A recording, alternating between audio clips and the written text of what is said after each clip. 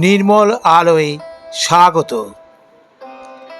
এবারের নিবেদন রবীন্দ্রনাথ ঠাকুরের একটি কবিতা ও একটি গান। গানটিতে কণ্ঠ দিয়েছেন আমাদের সকলের প্রিয় শিল্পী দেবব্রত বিশ্বাস। আর কবিতাটি হলো, তোমার কাছে চাইনি কিছু, জানাইনি মোর নাম। তোমার কাছে চাইনি কিছু, জানাইনি মোর নাম। তুমি যখন বিদায় নিলে, নীরব রহিলাম। একলা ছিলাম কুয়ার ধারে, নিমের ছায়াতলে। কলস নিয়ে সবাই তখন পাড়ায় গেছে চলে। আমায় তারা ডেকে গেল, আয় গো বেলা যায়। কোন আলসে রইনু বসে, কিসের ভাবনায়। পদধ্বনি শুনি নাইকো, কখন তুমি এলে। কইলে কথা ক্লান্ত কণ্ঠে, করুণ চক্ষু মেলে। তৃষাকাতর প্রান্ত আমি, শুনে চমকে উঠে জলের দ্বারা দিলেম ঢেলে তোমার করপুটে। মরমরিয়া কাঁপে পাতা, কোকিল কোথা ডাকে।